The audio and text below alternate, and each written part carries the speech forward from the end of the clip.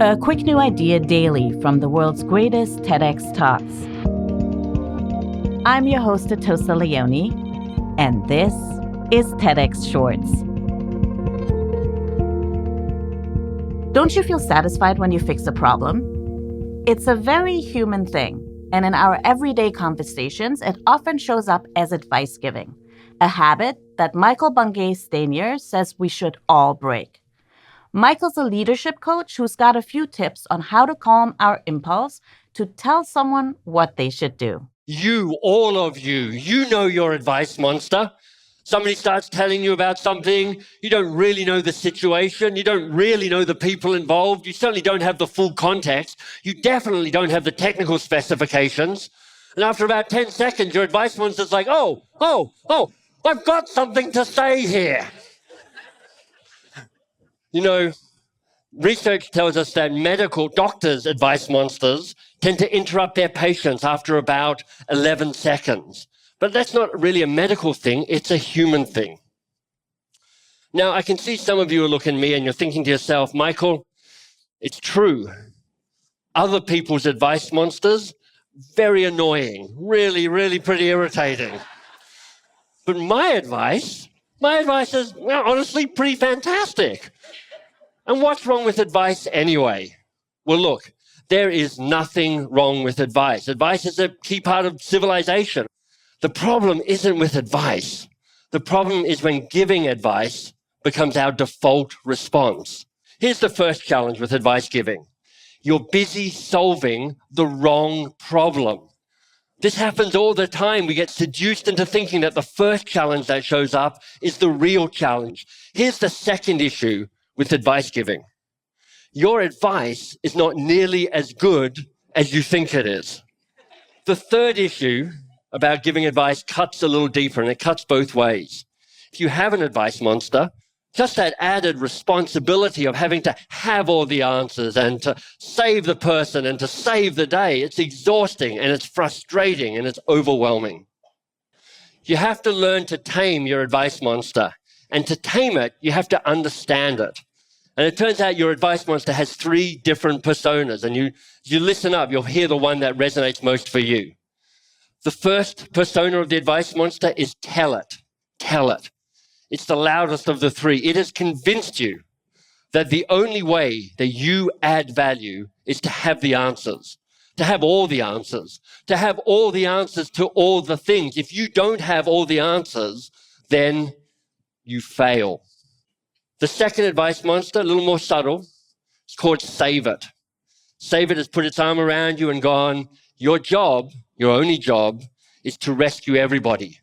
Don't let anybody stumble, struggle, have a difficult time. Don't let anybody fail. If anybody struggles at all, you fail.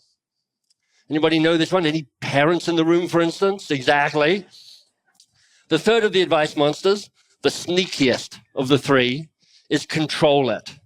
Control it has convinced you that the only way you win is to maintain control at all times.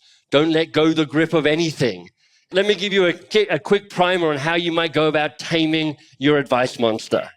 And what you're looking to do is replace an old habit, the advice-giving habit, with a new habit. Well, questions are the kindling of curiosity. They're the light that holds back that darkness of the advice monster.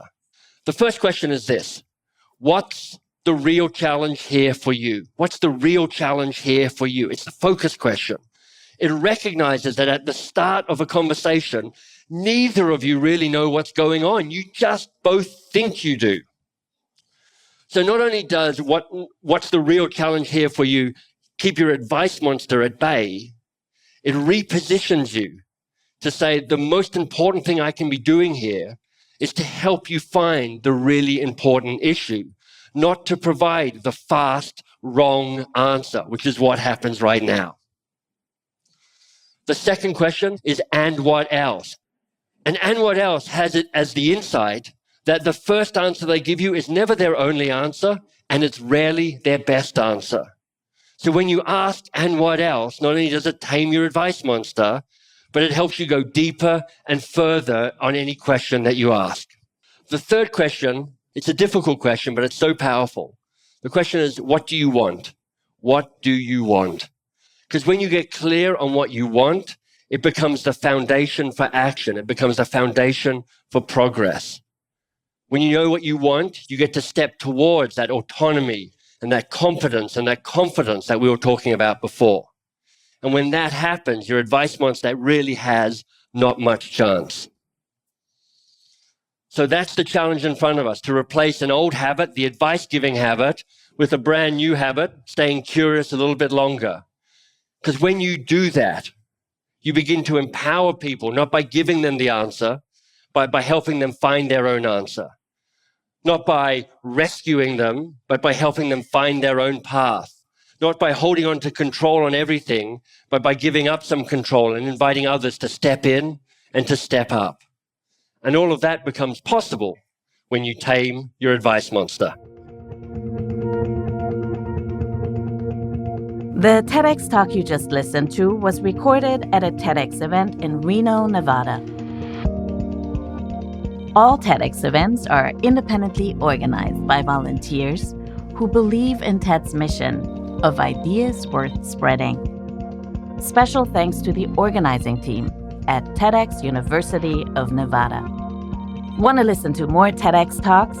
Explore the entire archive on the TEDx YouTube channel. I'm Atossa Leoni. Thanks for listening, and see you tomorrow.